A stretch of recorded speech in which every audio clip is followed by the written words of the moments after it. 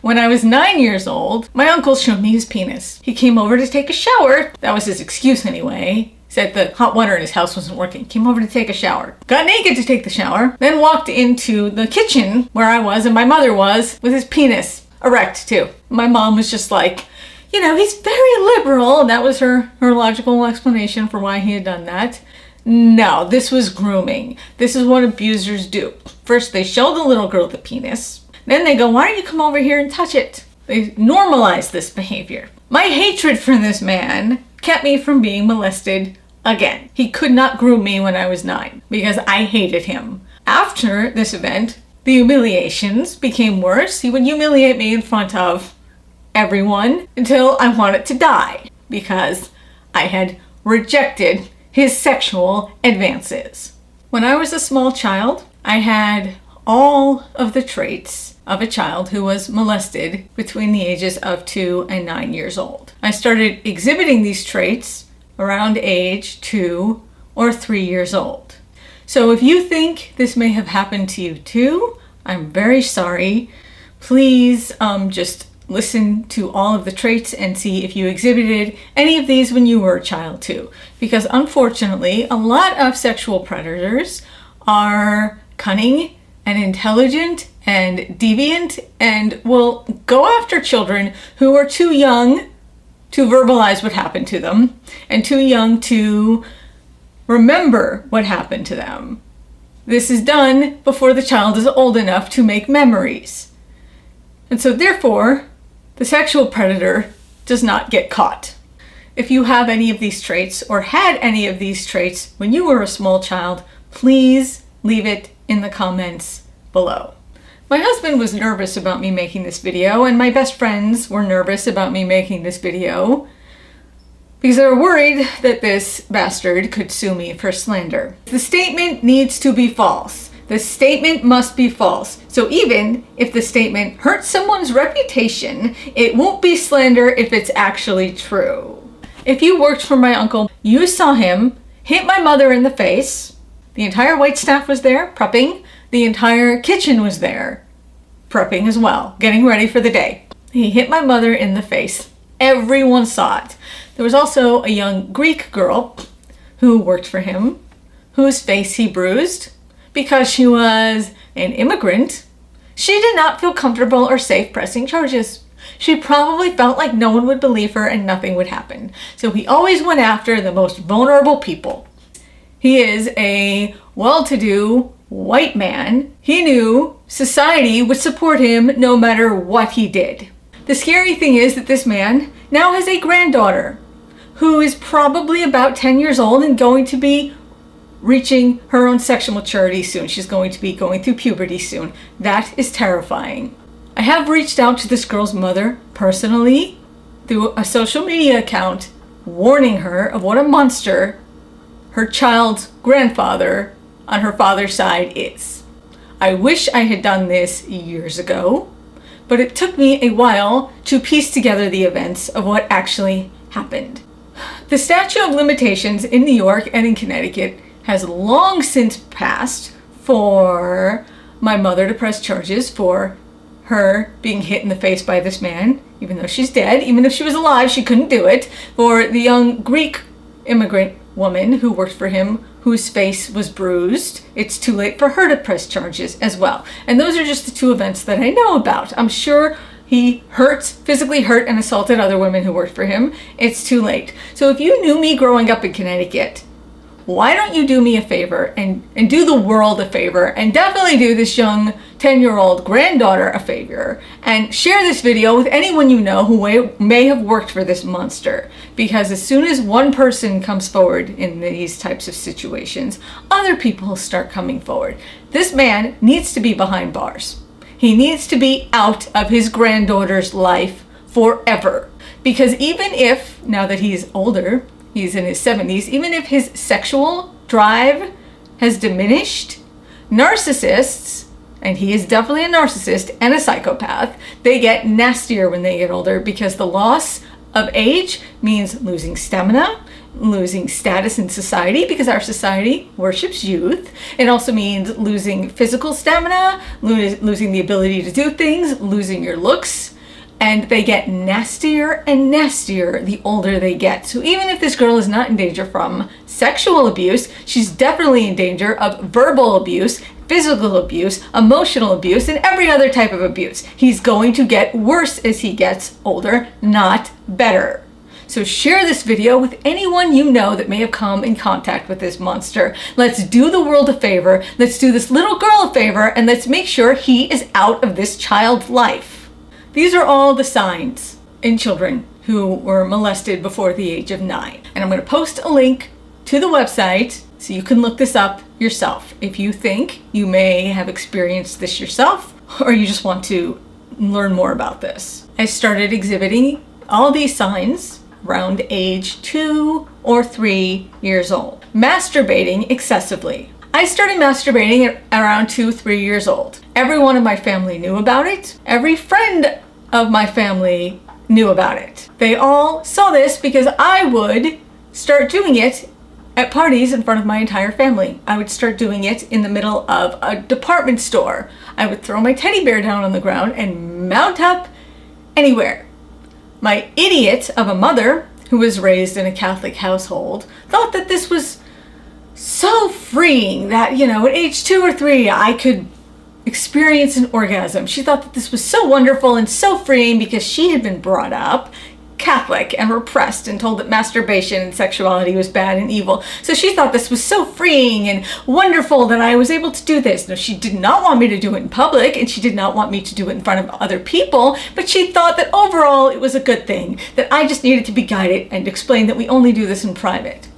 My need to do this in public was my way of normalizing what had happened to me. An adult in my family had sexually molested me at a family event, probably at his house, probably when my mother wasn't looking. I don't know if it was one event or several events, but this had probably happened in an environment that was supposed to feel safe and normal and comfortable. And so I started normalizing sexual behavior in front of other people because it was probably done to me in an environment I was supposed to feel safe in. So I would masturbate excessively as a 2-3-year-old child, normalizing this behavior. Let's do this in front of everyone. This is perfectly normal to do in front of your relatives. It was done to me by an older relative. So yeah, sexual excessive masturbating at an early age is a red flag. It is not something that should be encouraged. Nightmares and trouble sleeping. My nightmares got so bad at one point that I woke my mother up every night, 7 to 14 nights in a row. Every night I would wake up with a nightmare and go to her. And she has a horrible memory of being so sleep deprived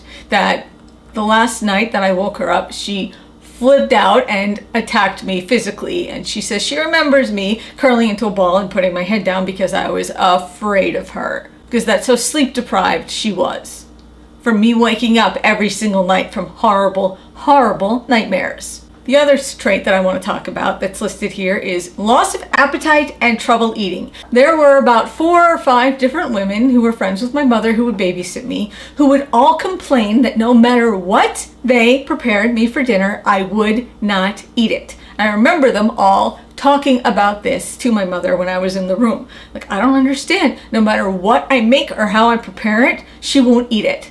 I had no appetite. I had no pleasure from food. I had a knot in my stomach. I felt always full and I didn't want to eat. I remember at one point, my mother was freaking out and yelling at me that if you don't eat, your body is going to start rejecting all food and then you won't be able to eat anything. Fear of certain things, people, places, activities, feeling shameful or guilty, fear of recurring attack, withdrawal from loved ones, and behavioral regression, bedwetting, strange anxiety. Okay, I'm just going to lump all these together because if I go through them one by one, this video is going to be 5 hours long.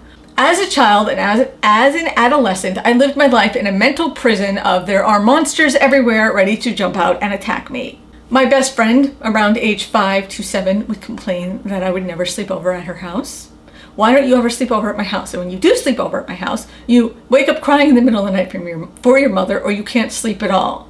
It was because if I was in a different environment that wasn't my own bed, I would have panic attacks. It was also because her mother was single and always dating, and her mother's boyfriends were always coming into the house. And there was nothing about any of these men specifically that made me uncomfortable. I don't think any of her mother's boyfriends did anything, but it was just the presence of a strange man in the house. I could not sleep at her house without having an anxiety attack.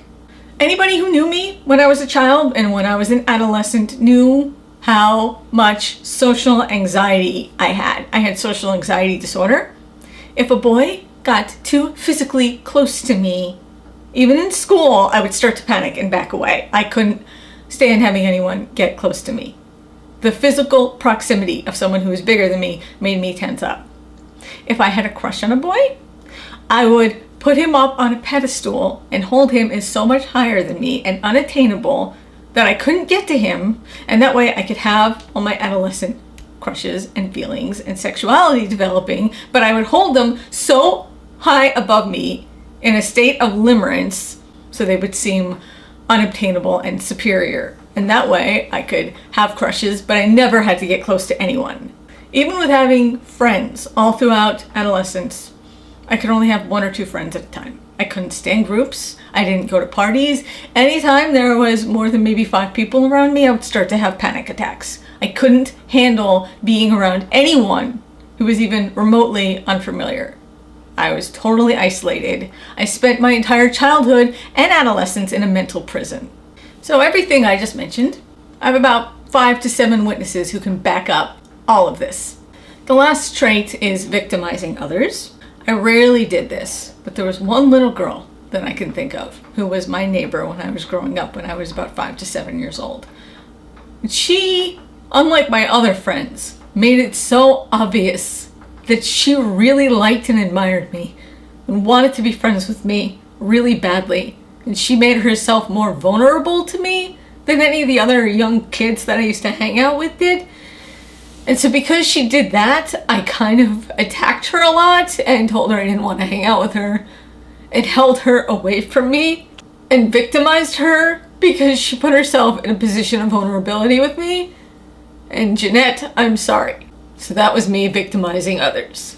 As an adult, I still have a sleep disorder. I'm on Ambien. Every time I get in bed, I start envisioning every horrible thing that could ever go wrong, but with me or my husband or anyone else that I love. That's when my brain goes into overdrive over every possible thing that could go wrong in our lives, in the world. That's when I start getting defensive. So it takes me a really long time to fall asleep. So I'm just gonna name the person who I know molested me, not by name. But if you knew me as a child and you knew my family, you know exactly who this was. It was the man who owned the restaurant.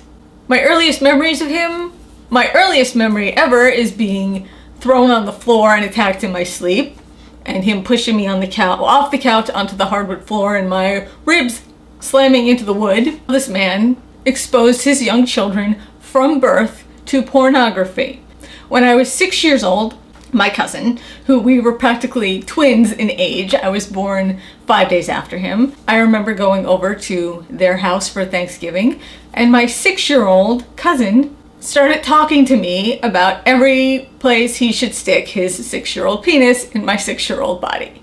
Now, if you worked for my uncle, you would remember this cousin of mine. If you worked for my uncle, there was about 7 to 12 of you that came to his home for parties because he had no friends, so he had to invite his employees to his parties. His employees' attendance at his parties was mandatory.